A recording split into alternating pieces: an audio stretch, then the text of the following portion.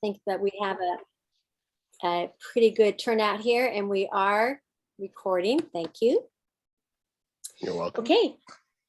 So thank you for joining Climate Reality Portland this evening. My name is Karen Harrington, and I am the co-chair of the Climate Reality Portland Legislative Task Force. So if you can please just take a moment and put your name and affiliation in chat, that would be helpful. And then also, as the presentations move along today, that'd be a great place for you to put your questions. And you can also, of course, raise your hands. And we are recording the event. Okay, so climate legislation is a powerful tool for change on a local, state, and national scale. To make the necessary sweeping changes in the incredibly fast time frame needed, it is legislation that has the best opportunity to move our world away from a fossil fuel centric economies to a sustainable model, using clean, renewable energy in our homes, for our transportation and industry, and to cut emissions of greenhouse gases to zero. We are sorry to announce that Kimberly McCullough, who was our third speaker this evening, she's had to cancel at the last minute due to an illness. So we do wish her a speedy recovery, and are sorry that we won't have the benefit of her expertise this evening. But we do have the good fortune to have two diverse and expert speakers with us to share their insights about how climate activists can most effectively promote, educate, inform, and advocate for effective climate legislation. Our first speaker, former State Senator William Bradbury, will answer questions during his presentations and then also following the presentation. So make sure you put those in chat as you go along. And then, like I said, you can also raise your hand and we will be monitoring both of those functions. So Brian Romer is the co-chair of our task force, and he will introduce the speakers. Brian? Thank you. Our first speaker is Bill Bradley, and Bill served in the Oregon legislature for 14 years. He held positions of state representative, state senator, Senate majority leader, Senate president, secretary of state, and chair of the Oregon Sustainability Board. Bill was one of the first 50 participants in Vice President Al Gore's climate change training sessions, which are something coming up in June that's offered every year through Climate Reality members. And I'll be joining that as well. Bill will be discussing the value of meeting with legislators and discuss best practices for doing so. So Bill, thank you. Take it. Hey, thank you very much. It's really great to be here today. And I wanted to just talk briefly about basically approaching legislators, meeting with legislators, and really encouraging you to do so. I think the first thing I'd say is that as you, well, let me ask a question, and Brian, maybe you can help with this, or you. How many people have already met with or talked with legislators? I mean, how many people lobbied legislators that I'm talking with? Raise your hand, or. So I can't see everybody, so I can't see. All right. Can you give me some idea of sort of a lot, a half, a little? Kelly, Gina, any sense? 11 So it's like participants. more than half. Okay, great. Okay, so one of the things that I think is really important, legislators obviously are pretty busy with committee meetings and other issues, and so they don't have unlimited time to meet with meet with people. They do have time, but they don't have unlimited time. And the first thing a legislator is going to really care about is this a meeting that's being asked for by someone from my district. That's a really critical issue.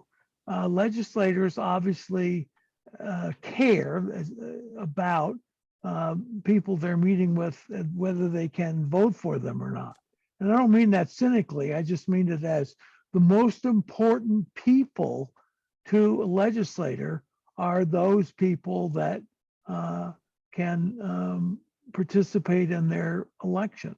So that's their number one priority, is to if you want to meet with legislators, I think that one of the keys is to try to make sure that one of the people asking for the meeting or participating in the meeting, at least one of the people is from that legislator's district. Now, the only exception I'd make to that is that there are people who I would just call they're influencers. They're people who have a voice or have a presence in the community, and they may be, 10 blocks outside of your district, but they're president of a group or whatever that that a number of constituents are members of. So you basically want to make sure that you have a local person, or what I would describe as an influencer, that is meeting with the legislator. And the other thing I'd say is that you basically are going to have a specific amount of time, and you should know ahead of time how much time the meeting is scheduled for. You can ask for, people generally get 15-minute, 30-minute meetings max. It's very important to ask ahead of time how much time you're going to have, and then respect that. And basically the ideal is for you to be asked to stay longer by the legislature, rather than, oh, I got to go to this meeting, I'm so sorry. That's really not what you want to have happen. And so then the question becomes, how many people should come for a meeting with a legislator? And I would say the ideal would be like 2. And the reason I say that is if you get a whole lot of people, then you never really get a good conversation, and you sort of want to hear from everybody, but it's too many people for the time available. So don't crowd that. Basically, keep it to 1 or 2 people. And ideally, it's either an influencer or a local person who can speak well and present the issue. The other thing I'd say is that ideally, you're going to obviously present some information or your viewpoint to the legislator, but ideally, you're going to get to a place where you're having more of a conversation. I don't really think it's very good to really just have, like, let's say you have 15 minutes to meet with the legislator. It's really not ideal to just fill that 15 minutes with your pitch and not have any interaction with the legislature. So I think the goal should be to make sure you make your points briefly, and the goal is then to have a conversation, not about what you're going to have for dinner tonight, but about the issue you've come to talk about. And I think that really makes for an effective meeting with the legislator, is to really respect time, try to make your points and have a conversation. And ideally be a constituent or have with you a constituent of that legislature. So that pretty well summarizes what I wanted to say about meeting with a legislator, and I'd be more than happy to answer questions, or we can just move on, whatever seems appropriate. You're muted, Karen.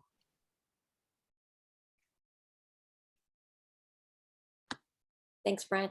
The hands that are still up, are they up from what the question Bill asked before, or just so, Good so you know, if it's still up, it's because you would like to ask Bill a question.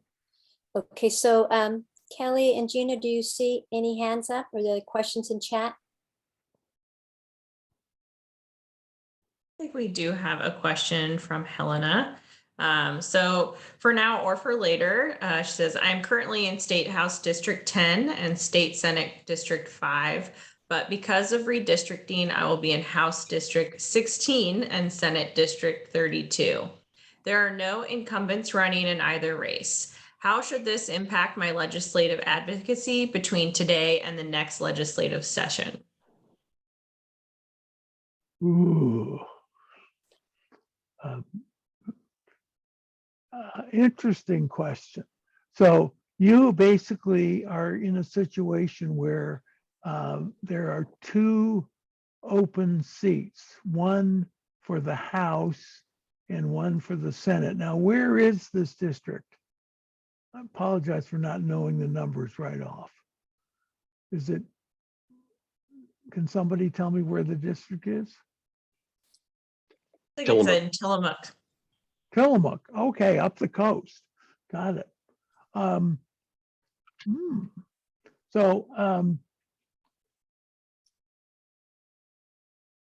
So you're going to have new legislators next session. I don't know how many people are running. I don't really know anything about that race, the race in Tillamook. I think it would be wise if you could have the time to go meet with a couple of the candidates that are likely or more likely than not to do well or win. I know it's a little hard to predict, but you get a sense usually of, so it makes sense to meet with them because it gives you a real advantage in that they clearly, as candidates for office, not incumbents, really want to try to do things that get your support.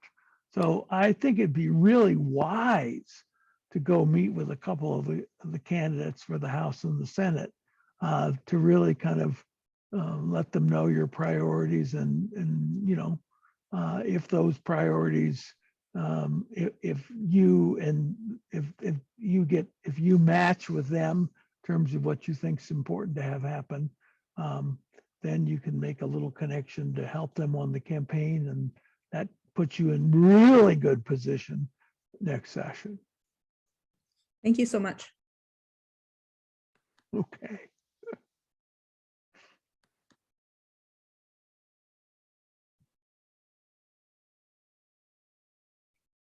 So did you have another question, Gina, from chat? I thought Kelly might have been reading it, but I think Okay, you're Kelly? still muted. Okay, Bill says, given that most legislators are busy people, what strategies are the most successful to break through the clutter of people who want their time? Well, like I said, number one, ideally a local person. In other words, a person that's from their district. By design, they need to care more about those people than anybody else. That's not to say they don't care about other people. It's to say that they have to care most about the people who are in their district. So that's number one. If you have someone local who can seek an appointment, and ideally, you'll probably have some legislation that you're supporting, so that if you know where that legislation is, you probably should know where that legislation is at in the legislative process. You can then talk to their scheduler about how it's important to talk to the member before it gets to the floor or before he has to vote for it or whatever. So that, and then, like I said, get the time and get somebody local or an influencer to meet with them, and respect that time, and you'll probably get invited back.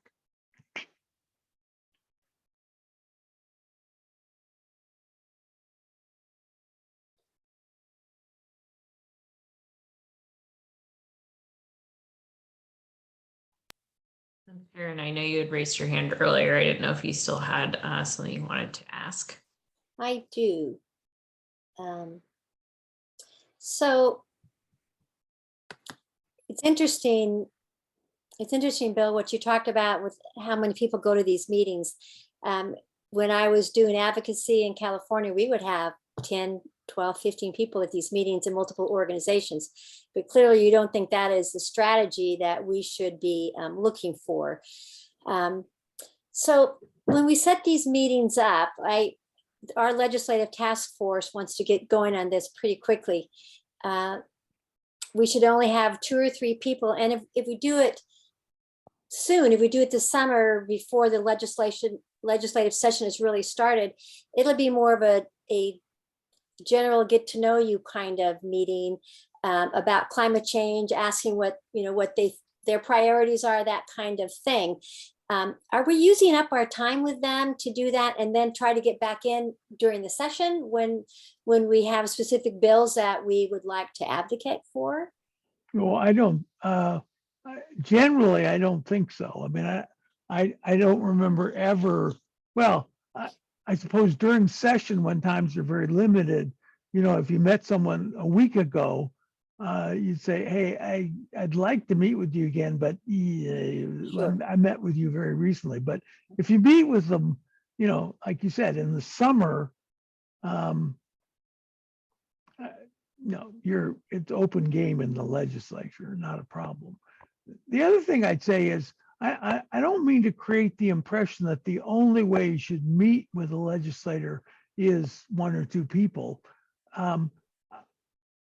My experience is that I have had meetings like not in my office, but in like the Senate caucus room. When I was Senate Majority Leader, I would have meetings where, like you were saying, Karen, you have 10 or 12 people from various organizations saying, we support this, we support this, we support this. And that's, I don't know, I see that as kind of different than lobbying for an individual bill. But, most legislators don't have room for a whole lot of people in their office. So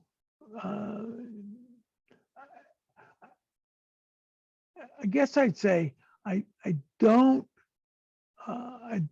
see the value of a lot of people all crowding into an office to basically deliver the same message. I just don't, it doesn't, I mean, I think legislators know, I mean, they know where they're at, or they're trying to figure out where they're at. But I don't see it as a huge value to have a whole bunch of people coming and saying, yes, we want to do this. It just, more people doesn't mean more support. Sure. In terms of the legislator. What about in that same vein, if you had a issue letter. You know, this is the issue. These are the people supporting it. And then you had a lot of organizations who sign on to that. And so instead of meeting with them, you send that letter to multiple legislators to.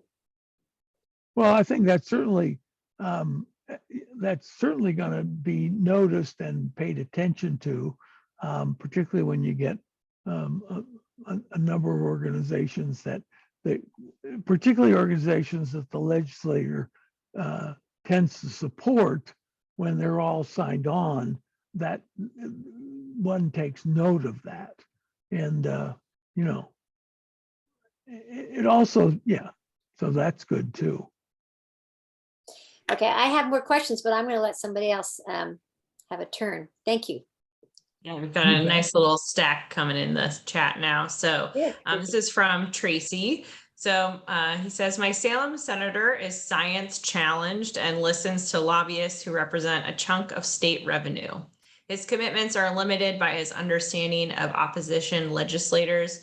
So this helps explain why legislators are not responding on time to climate demands.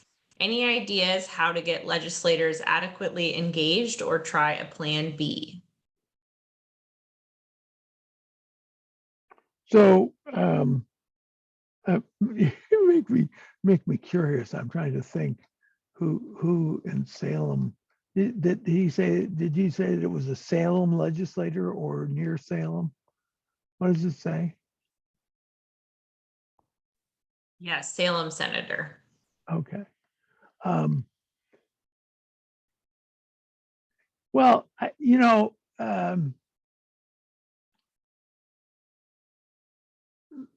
there's always, I mean, it's like the number of people today who are climate deniers has really declined. The number of people who are who just say the climate's not even changing has really gotten to be a very small percentage of people. But there are still people who believe that yeah, the weather may be changing a little, but we can't do anything about it. And so it seems to me that the most, in that situation, the most effective thing one could do is approach the legislature as someone who, well, what I was going to say is approach the legislator as someone who had their house burned down in Gates, or, you know, basically barely survived a forest fire, or some other climate related issue, and kind of try to personalize it.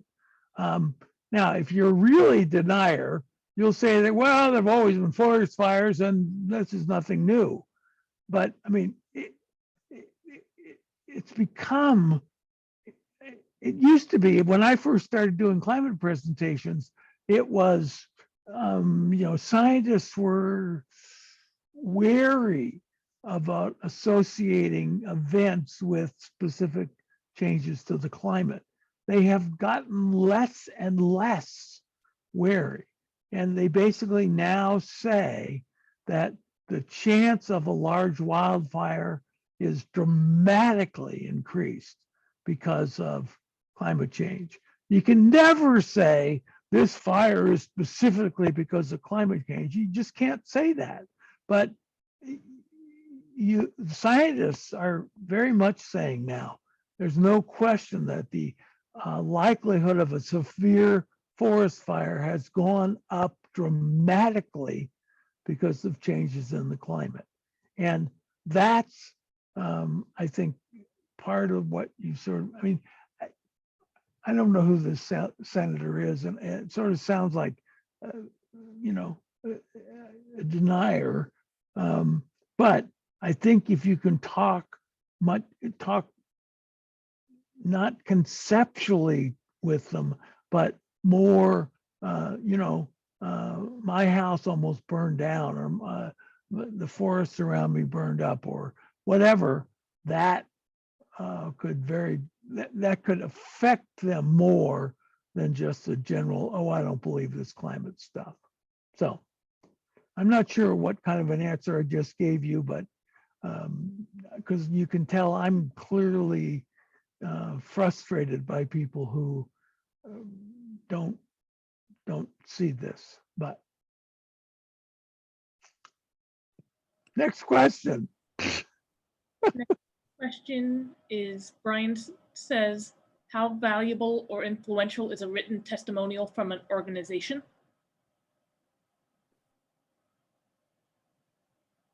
How valuable is it in terms of having an organization support a position so that it's not just you as an individual, but rather it is the organization that has this position and you're here to talk about it.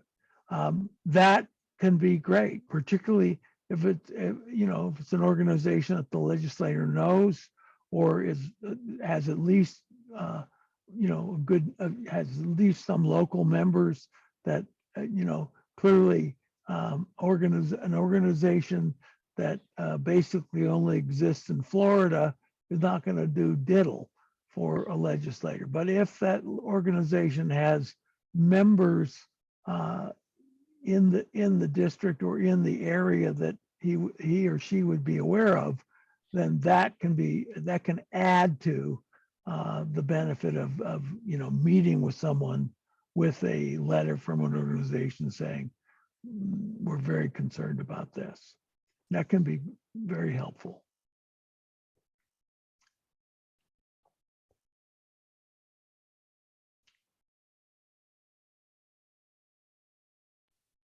Can read the next one.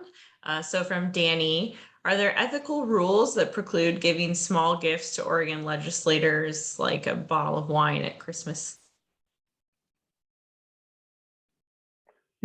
I'm not going to answer that. And the reason is because I'm really not up to date on the current ethics rules for the legislature. I don't know whether that's okay or not. I really, I don't want to give an answer because I just am not up to date enough to know what the correct answer would be. Sorry. And I'd love a bottle of wine.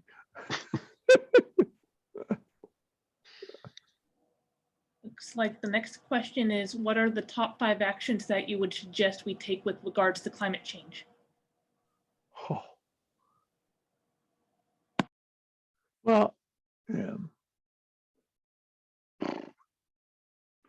Well, so I guess you have to, so it's sort of like, where are you playing? Are you trying to convince the US government to take, make changes? Are you trying to convince state government to make changes? Are you trying to convince local government, or are you trying to convince individuals? After many years of driving a fossil fuel car, I now drive a Tesla, and I have to confess, it feels very good to be driving down the road and not be pulling in to a gas station, which I did for most of my whole life.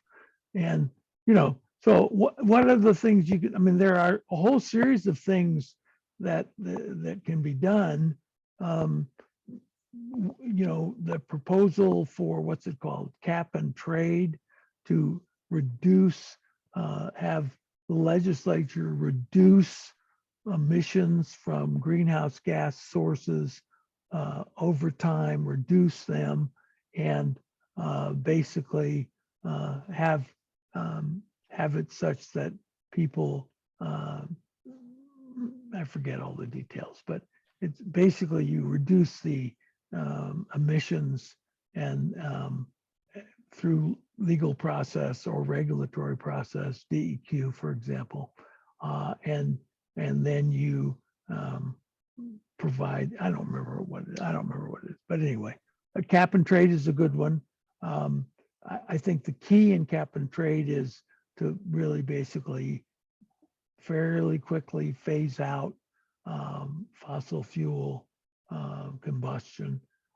Another thing would be increasing, getting off of coal, which we're headed toward very well in Oregon, and basically moving to a really complete renewable energy portfolio.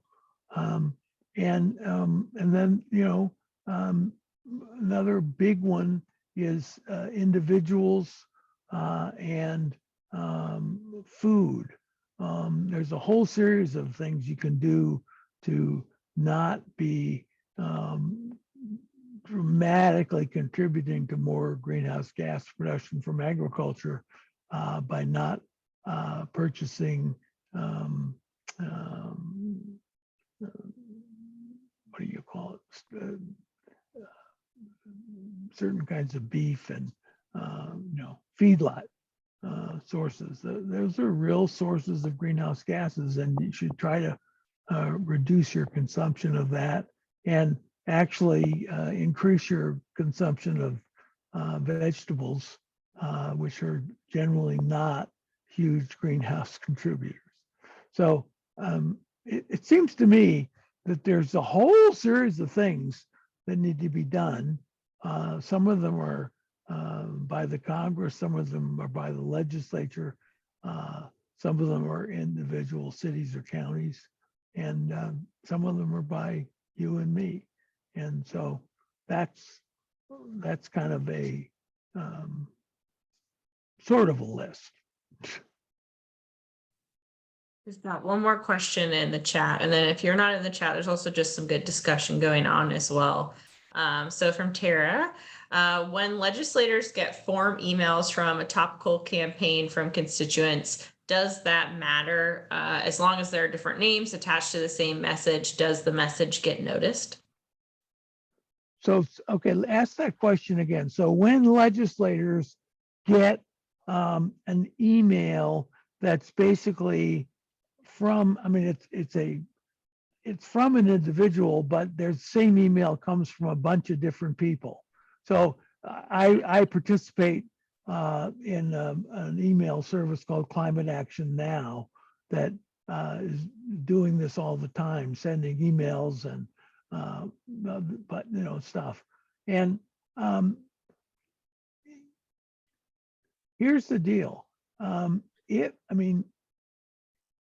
Yes, it's not as significant that an individual took the time, which wasn't too much, to send an email that was really from, they didn't write it all, they just copied it and pasted it or sent it.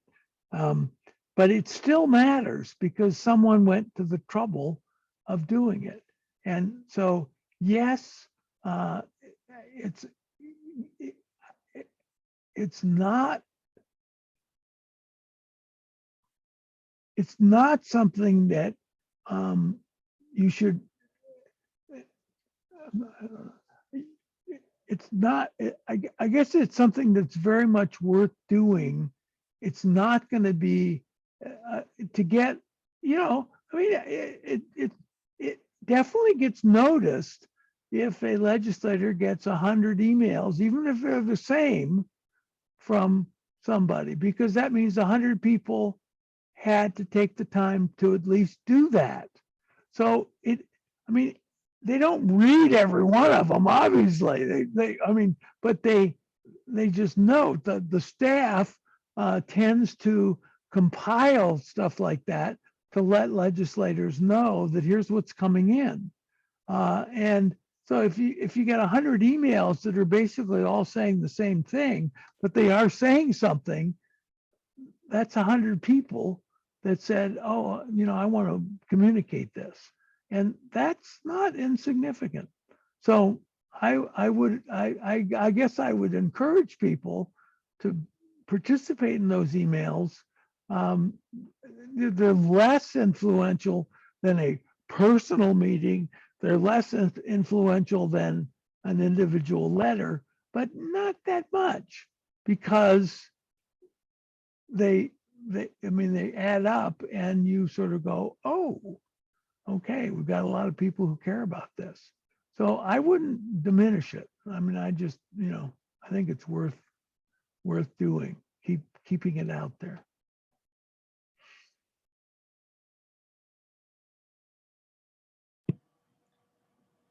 It looks like another question. If your legislator is in support of a climate bill you also support, should you still be telling them that you want them to support that bill? I think that's a great opportunity to say, thank you so much. You're such a great person for doing this. So, you shouldn't spend more than 5 minutes at it, but I think it means something to people to be sort of told, I'm from your district and I really love what you're doing on this bill. Thank you.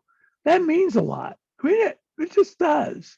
So I think we all, regardless of whether we're legislators or not, all of us like to get sort of positive feedback. And so it's worth, it's not worth trying to set up going through the whole process of setting up a meeting and everything,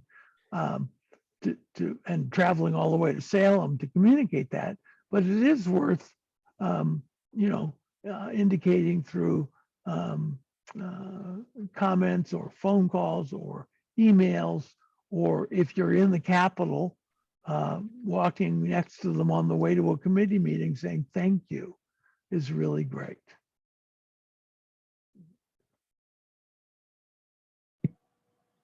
More question popped in the chat. I didn't know, how are we doing on time, Brian? Yeah, I was just going to say, let's have this the final question. I could go for a long time, but let's make this a final one, and then we'll have Alan speak next. Great. So Bill says he lives in a pretty climate savvy area in Portland. If I don't need to influence my legislator, what is the best way to influence others? Well, so I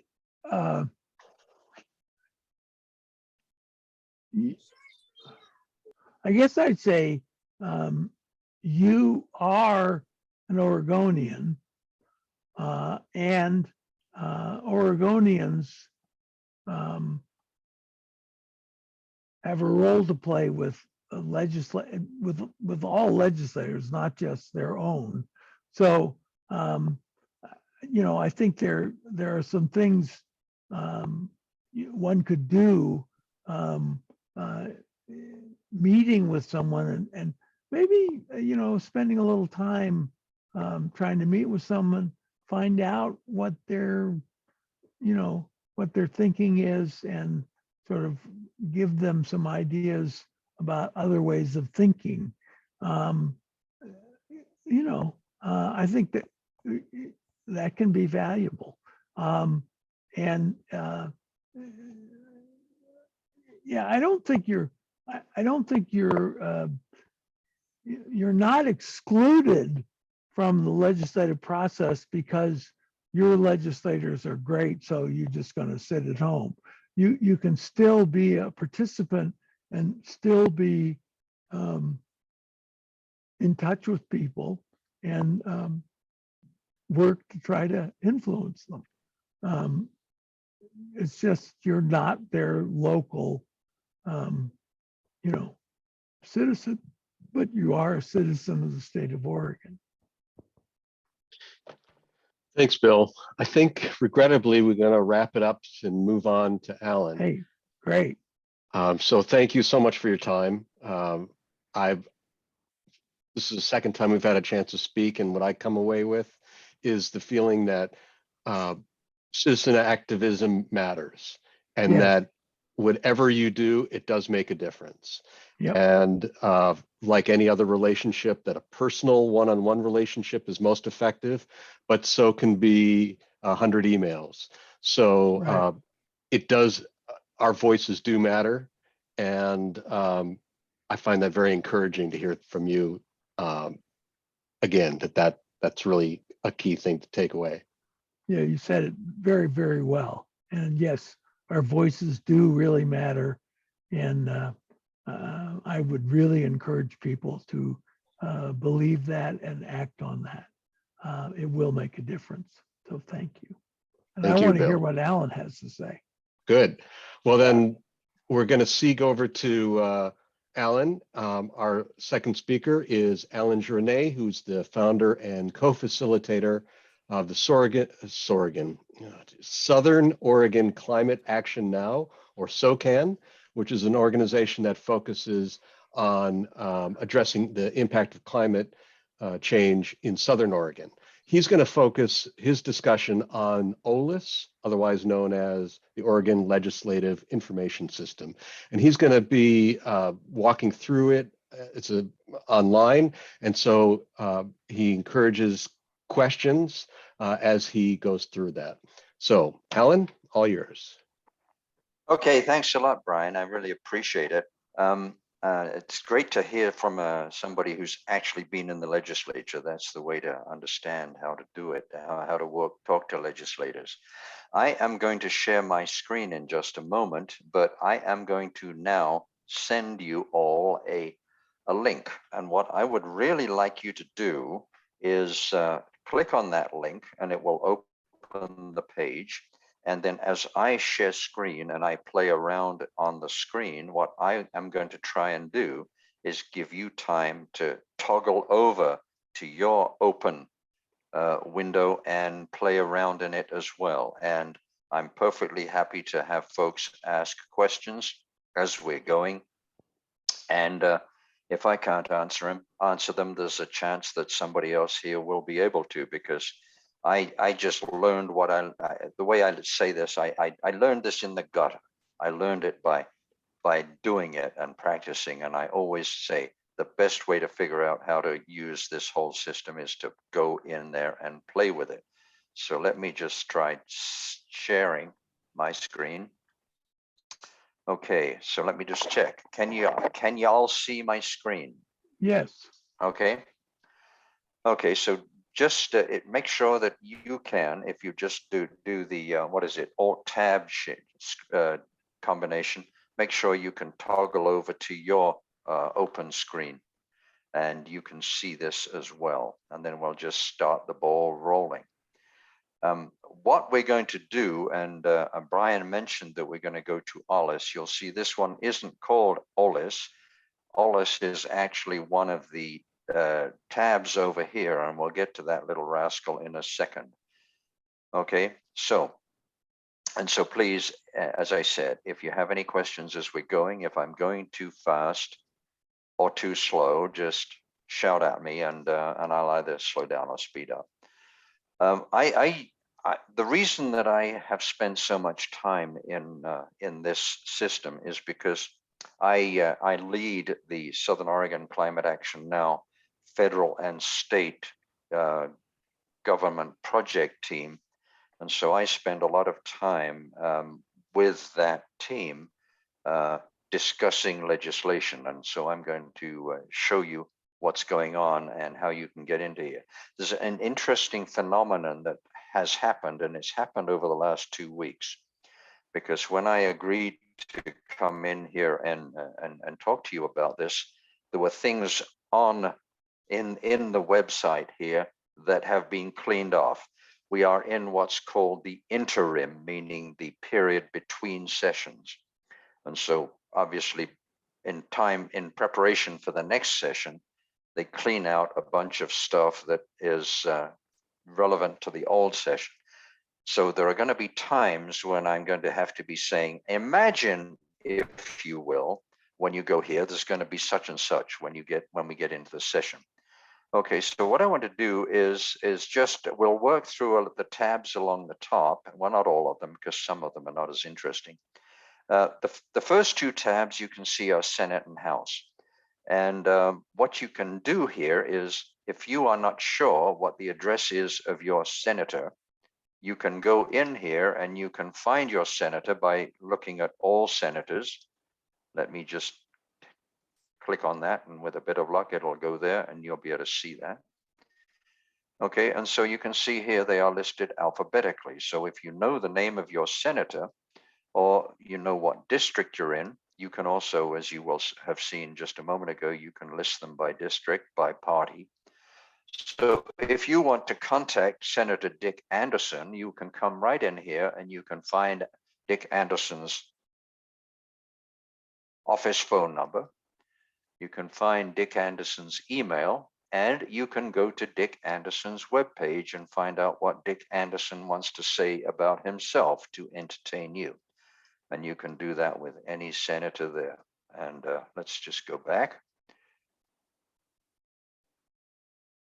You can, of course, do the same thing with the House members.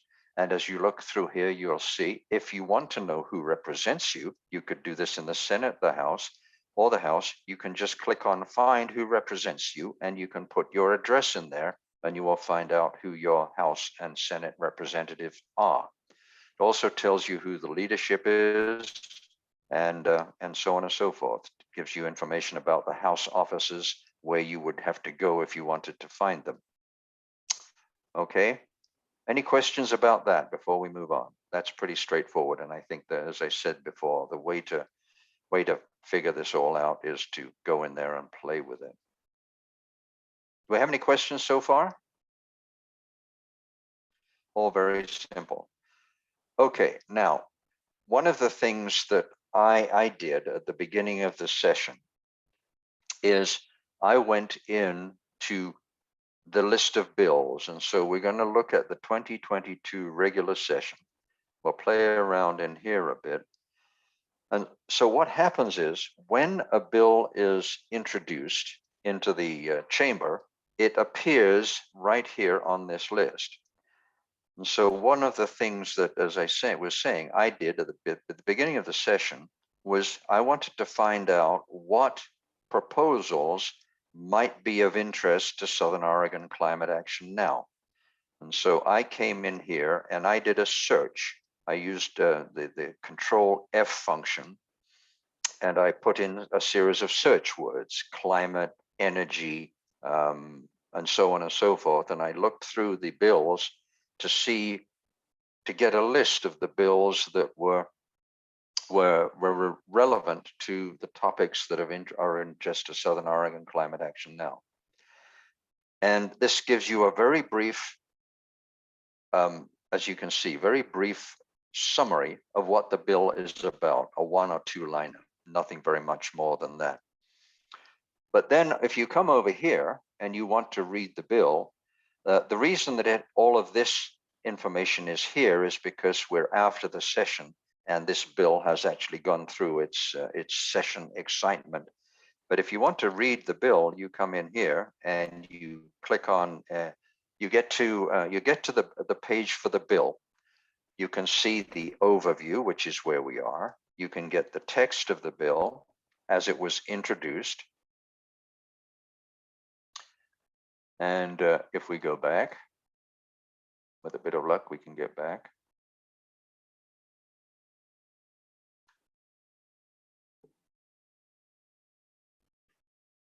Come on, let's go back.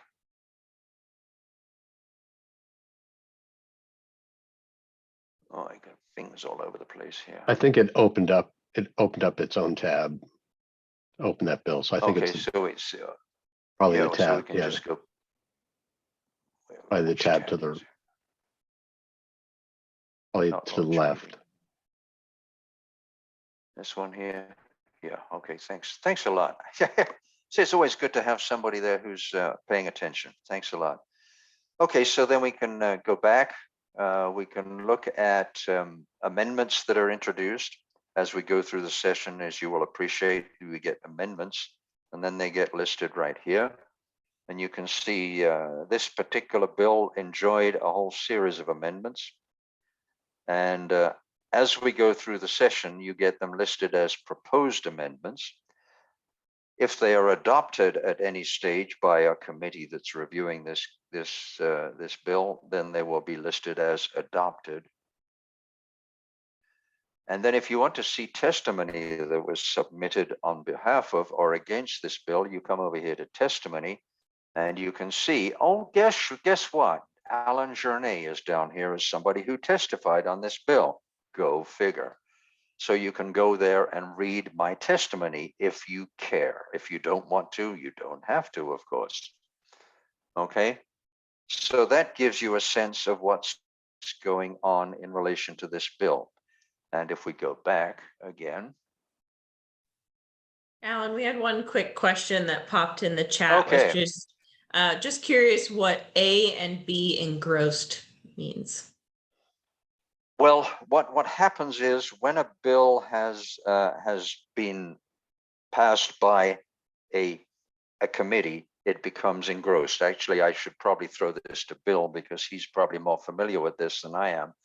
And so when it's first passed, it becomes A engrossed, and then if it gets amended again, it becomes B engrossed, and then it'll get finally you'll get down to the bill as it is if it is finally passed.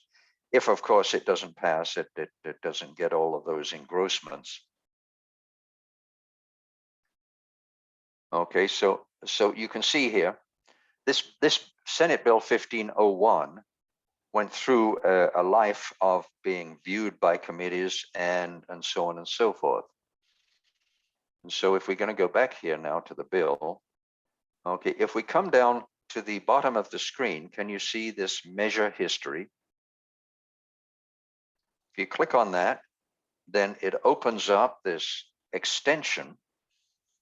And when you come in here, you can see the history of the bill.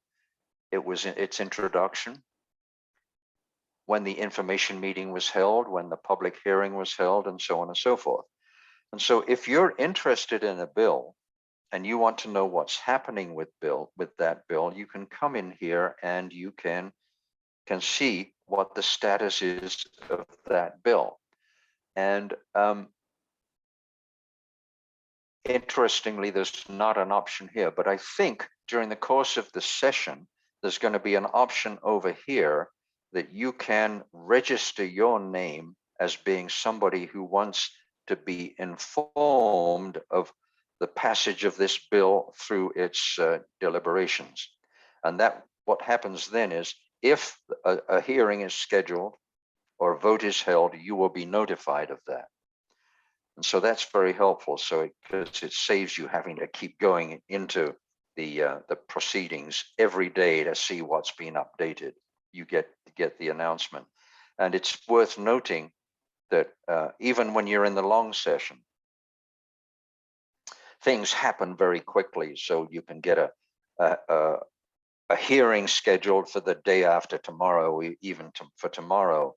And so you will want to be getting informed of that as the session wears on. If you are just counting on yourself going back into the system every day, you'll be spending an awful lot of time just trying to keep up with it. Let them tell you when something is scheduled. So what I'm going to do is let me pause for a second and give you a chance to pick a bill that you might be interested in and go and play around with that for just a few minutes. And if you have any questions, let me know. So why don't I just pause and see if there's anybody who wants to unmute and ask a question while you're playing.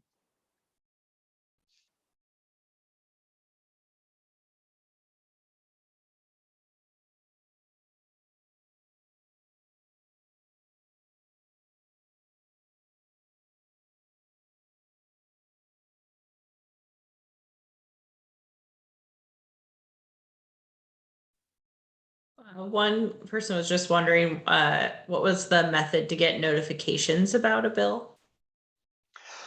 When you're actually on the bill page, there should be an option there. I think it's right here on the screen, but somewhere on the screen you will see an option to fill out a little form to be notified. You will actually have to register with OLIS so that they which is convenient because next time you go into the system, it'll kind of remember you. So but you register with them and then they just send you emails. But I think it's right here on the screen. You'll find it. It's very obvious. Alan, I think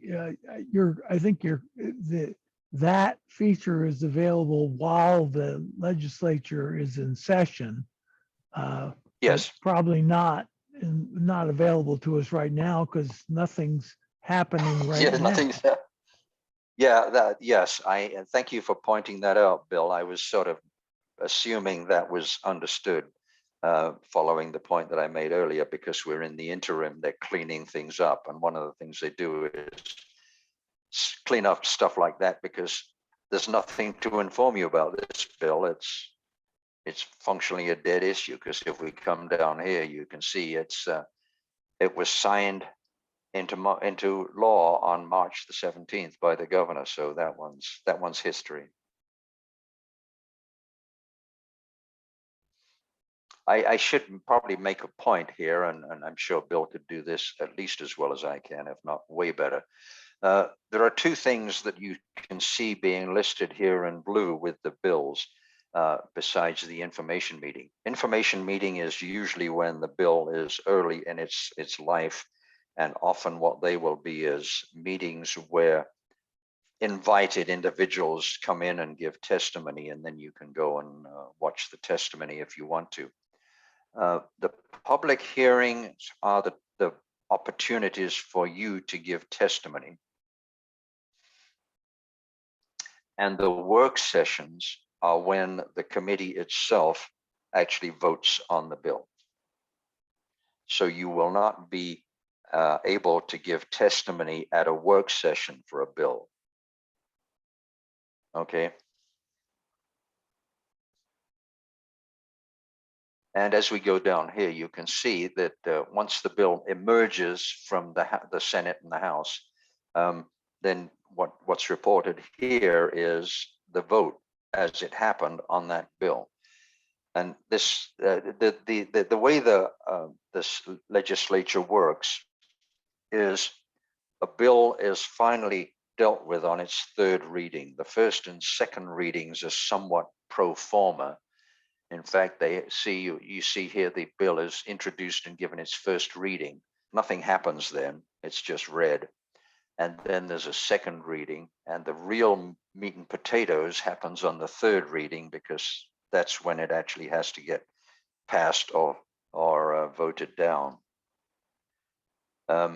It starts off telling you where the bill was referred, and you can see here, we can see this bill was referred to the Senate Committee on Natural Resources and Wildfire Recovery. And we'll go and have a look at that committee in just a moment, because we will want to know what the committees are. And then once a bill has gone through one chamber, it then goes to the other chamber. So you can see here, the bill went through the Senate, had its third reading in the Senate, and then it was referred to the House. And again, I will try not to make too many assumptions. The person running the Senate is the president of the Senate. Up until now, it's been Peter Courtney, although he has stepped down from the chamber, and it'll be somebody new next session. So this is happening in the Senate.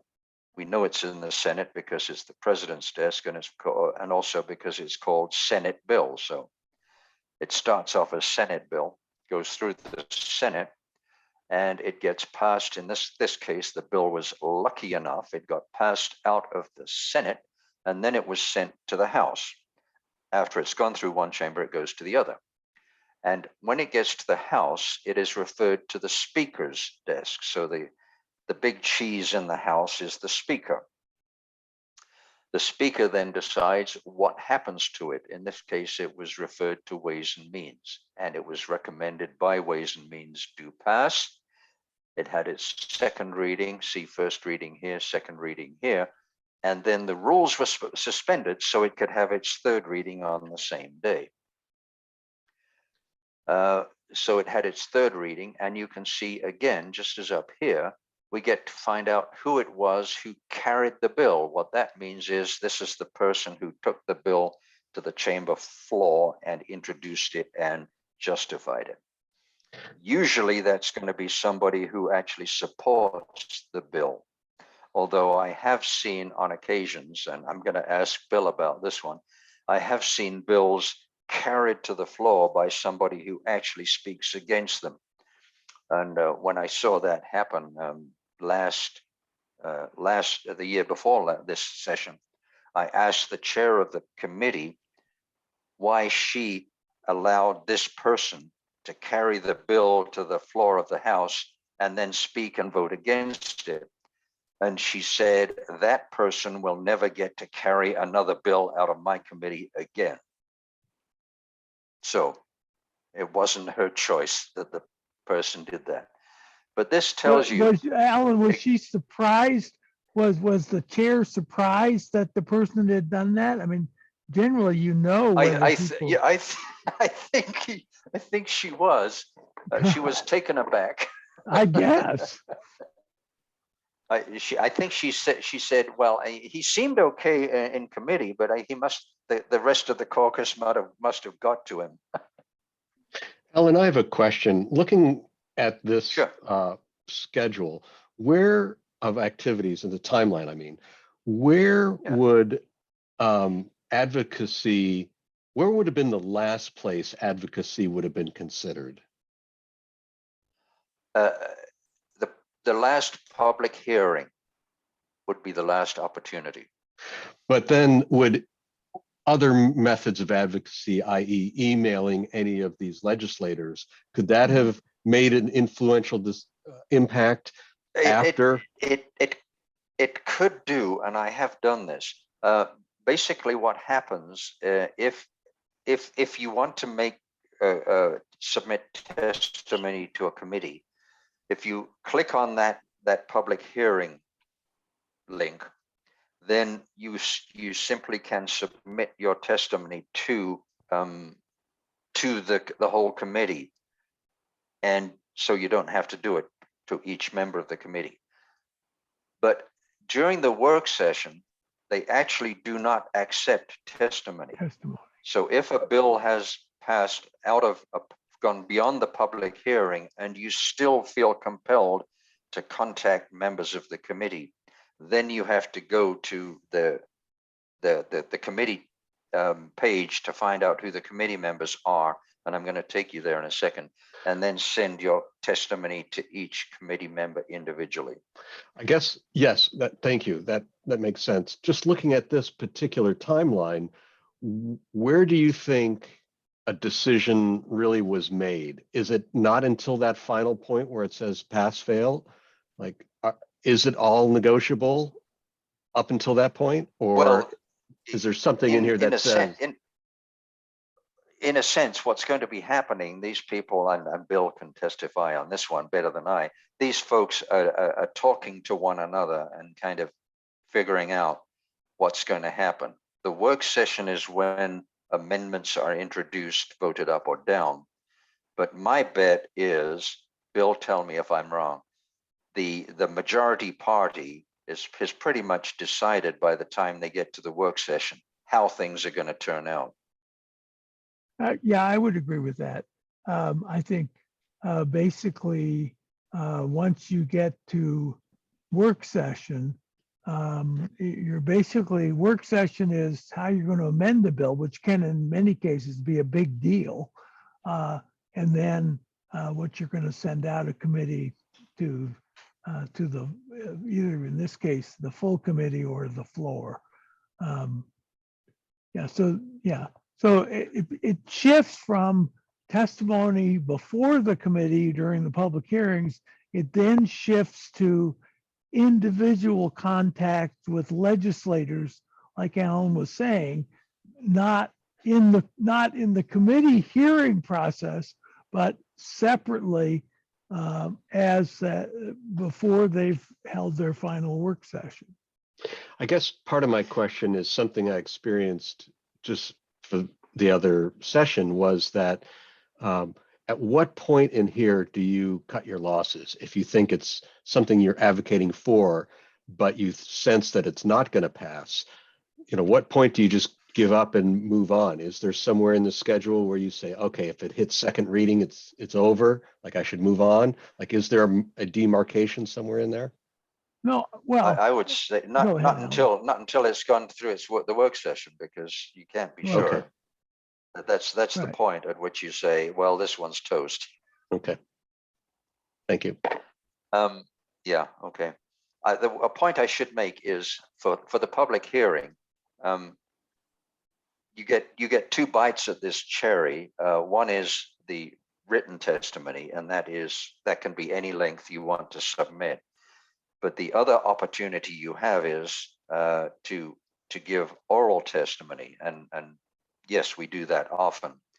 Oral testimony is almost certainly going to be limited to something like 2 to 3 minutes, and it'll be based on how many people want to give oral testimony on that bill and how much time they have allocated to it.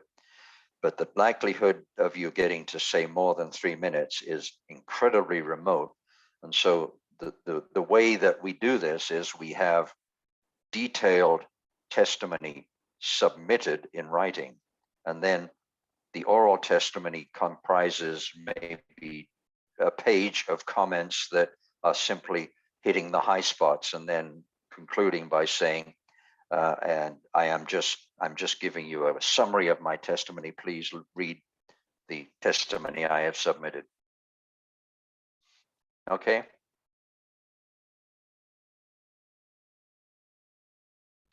Any other questions emerging as we're going through this? And I'm not Yeah, looking at Alan. all the. Yeah.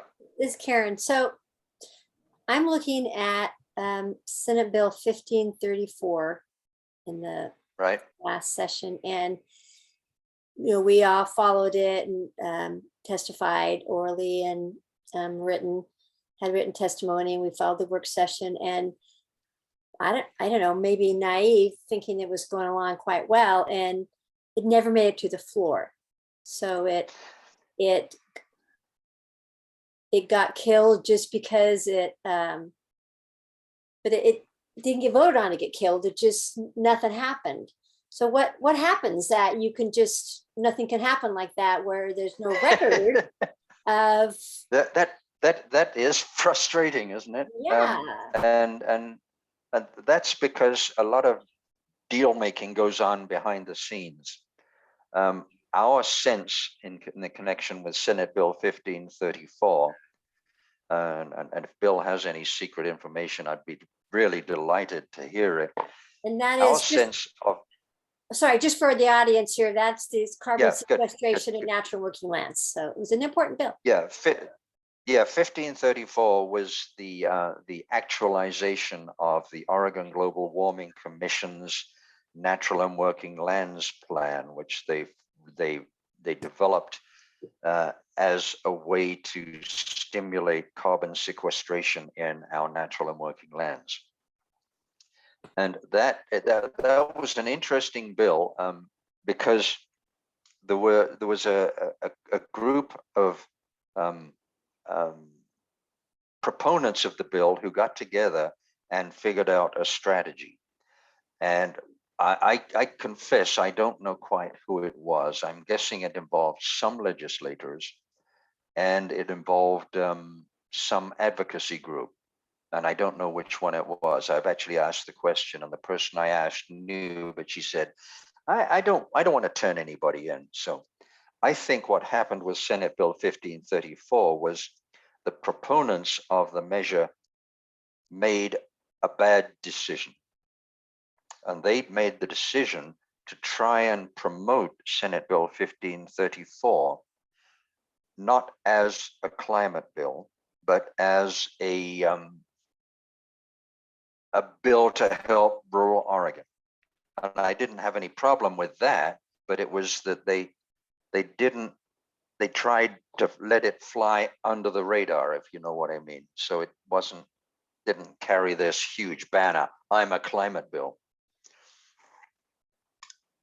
I think a problem that occurred as a result of that effort was that Julia DeGraw, who is, pretend I didn't mention names, She's the OLCV lobbyist.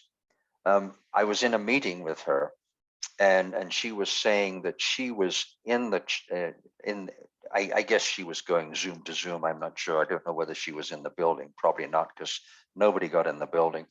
And she said she was contacting representatives to try and get them to support Senate Bill 1534. And she said, I went to representative after representative after representative, and they said, what's that about? And so this flew so low under the radar that nobody thought it was an important bill. And thus it became cannon fodder. And I think this is what happened. It became cannon fodder because the president, this is really a hypothesis. So don't spread this rumor as as real. It's just I've heard this. It was thrown under the bus because the Senate president wanted to get past the bill that granted overtime to farm workers, and so this was thrown under the bus in order to get support for another bill. You know, that kind of backroom dealing. Gosh darn it, they may not be smoking, but they still do backroom deals. Does that Alan? sound reasonable, Bill? Yes, that sounds, I don't know. I haven't I tracked know. this bill, but it definitely sounds reasonable. And I'm certainly, I would certainly expect that there'd be some trading Yeah. about those two big bills, farm worker overtime and the other bill. It would just be, yeah, so that wouldn't surprise me at all if that was true. Alan, Okay, but please I do note, want to. Bill wasn't endorsing my rumor. Alan, I want to just mention it's 8:15. We're going to respect everyone's time. We'll finish at 8:30 or before. And I wanted just to point out, are there other pieces of the presentation you would like to focus on? Yeah, let me go back. If I can get this rascal to go back, behave yourself, okay? Okay, I wanted to very quickly go to committees. If we click on the committees button, you can see we can come down here and see all of the committees. And I'll just take the Senate, and I'll show you a quick example. You can see all the committees are listed, and I'll just pick, since Jeff Golden is my buddy, I'll pick Natural Resource and Wildlife Recovery. So if you go in here, what you can see is who the chair of the committee is and who the members of the committee are. And I come in here so that you know where to go if you're going to send some kind of testimony after the public hearing, but you want to get it to all committee members. Come in here and you can find out who they are. And if you click on the names, it will take you back to that page I showed you right at the beginning, where you can get the email address of each member. Okay, if you come over here, what you can see is when the committee meetings are scheduled. And if you click on this, I'm gonna bet if I click on this, nothing is going to show. But during the session, if you click on this button here, it will identify what is going to be considered at that meeting. What this one has done is taken me to the video, so I could watch a video of that meeting.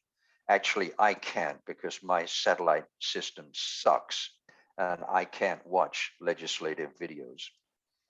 But you don't need to know my problems. So if you click on this one, as I said, I'm guessing that's going to take me nowhere. Well, it actually, look, it actually did. It took me here and told me what was happening in the meeting. And so it'll tell you what bills are being considered in that meeting. Okay. Okay, we'll go back one more, and I just wanted to show you. You'll notice what all the stuff I've been showing you isn't called OLIS. It's called Oregon State Legislature. But the actual OLIS is this button here. and you can go straight here. And this tells you what's happening and what meetings are on today. But you can also come in here and you click on the session. Make sure you're on the current session. And again, you can go into all of the bills and all of the committees and what they're doing. And this is the one that I was in a couple of weeks ago. And when I clicked on here, oh, look, they're all there. Isn't that wonderful? So now I can go to the bills. I thought these had all been washed out, but they're there. You can come in here and find out, once you know what bills you're interested in, you can go and find them. So here we were on Senate Bill 1501, and we get back to this page and we find out what's happening there. Okay. So this is the actual Oregon Legislative Information Service, the OLIS page. Okay, and what I'll do, why don't I put my email in the chat, just so in case anybody is finding themselves unable to figure out what the hell's going on.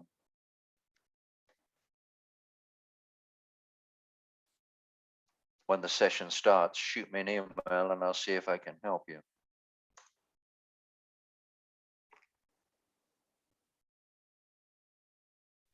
Okay, we got any questions from anybody? As I said again and again, once you get to the page, stop playing around in it, and you'll find, as you might have seen, there are usually lots of different ways to get to the place that you want to get to. Alan, this is Tracy Farwell. Hi, Tracy. The only comment I would make is that they keep reusing the bills, bill numbers from session to session. Oh, yeah. So look up 1534, you'll find that it was used in 2022 and other sessions. So going to OLIS, the first thing to do is to click on the session button and make sure you're in the right session. Otherwise, you get This one up here, yeah. They're older and different than the ones you want, and they have different names, and it just, causes immense amounts of frustration. Yes, I've suffered angst on that one before. I can tell you've been there. So Yeah. Good job. I never would have tried to explain OLIS on a Zoom, so I'm impressed. Thanks, Tracy. Since we can't get together, that's the only way to do it. Besides, you buggers are 300 miles away from me. Oh, I was going to point out that if you have internet that is relatively low bandwidth, it's impossible to watch the video from any sessions in Salem. So I had to go for a higher speed internet and pay extra for the pleasure of watching things go off the rails in Salem. I think maybe the first thing we ought to be doing is legislating adequate bandwidth all over the state, and then we can get some real action. Yeah, I'm on satellite using Viasat, and where I am, I just cannot get into it. Well, I would give up on any satellite because of the latency between when you try to access the satellite and when the satellite responds, and then when the satellite tries to retrieve the data, and then it tries to send it to your desktop. It's just a complete latency disaster. So it looks like there's a question in the chat. Okay. Jane asks, when the legislative session starts, it goes fast and furious, even during the long session. How might all of our groups track legislation together so we are up to date on when and where action is needed? I think that would save us a lot of time and increase our ability to effectively advocate. Right. Yeah, that's exactly right. I was going to mention this to Brian and Karen. I had a conversation earlier this week with Michael Mitten and Rand Schenk, who are with the OLCV Metro Climate Action Team, about legislative priorities for 2023. And they contacted me for a conversation, and it was interesting because when they first contacted me, I hadn't started thinking about it, and so I just sat down and sketched out a few ideas, and then we had a conversation. And it was very productive conversation because they had some really good ideas, and so I think the thing to do is communicate with other climate organizations even this early about what you are thinking as your priorities for next session, and start thinking about those. And what that will do is, as soon as the session starts, you can then go in, as I was showing you at the beginning, and see what bills are relevant to your priorities. And that also gives you a reason for going to talk to legislators during the interim to tell them what your priorities are. Right. And then using all the great tips that Bill Bradbury was sharing with us. And this is Karen again, Alan. I'm looking at Jane's comment about how might all of our groups track legislation together. And so, possibly before the session begins, if we all have a chance to do what you just said about looking at our priorities, and then the legislative groups of these different climate groups could get together and say, okay, these are the bills we're going to track, and share that information. It's daunting how many climate bills are going to be coming up, and if we can, kind of divide and conquer, that might be a method to really have a lot of impact, and share that knowledge. So I would love to encourage that. Well, I think it's valuable to get involved with the statewide coalition, and I know you are familiar with that. That's basically Nora Apter with the Oregon Environmental Council, and Brad Reed with Renew Oregon, and others. I think they're very, very valuable to keep in touch with them, because there are meetings will be happening at which legislative priorities are discussed. We're about at time. So all righty. If there's any other questions, we should probably have them now. Otherwise, we'll wrap up. So maybe one more second to see if there's any other questions. Well, I have one question that I'd like to voice. SB 1534 was really important. Does anybody know if it has a chance to get launched in 2023? That was when I had the conversation with Michael and Rand, 1534 was the top of our list, and I think there's a chance of something being introduced. The concern that we have is if we try to introduce a bill that really does everything that we wanted to do, it could easily turn out to be walkout bait for the Republicans. And so the trick is to figure out what is likely to not trigger a walkout. And isn't it depressing that here we are in a democracy, concerned that the minority party might just walk out of the chamber? I mean, isn't that basically what happens in dictatorships? Yeah, I was going to say, it reminds me exactly of the challenge we have in Ukraine right now.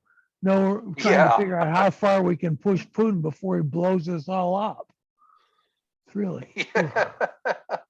Yeah, you've nailed it for me right there, Bill. Yeah. I regretfully agree. Yeah. Well, on that happy note, I think we should end there.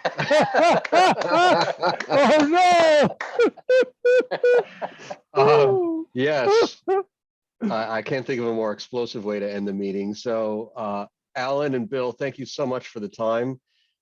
Thanks for sharing, how this works, both technologically and how it works with people. So thank you, and thank you for everyone that joined. And Ellen, thanks for putting your email in the chat for those that want to reach you. And Bill, thank you again for your insights. And thanks Okay. everyone for coming. A real pleasure. Thank you so Cool. much. See you later. See you Yeah, later. It was thank you, fun. Bill. Thanks very much. Ellen. Okay, Thank you all for bye-bye. coming.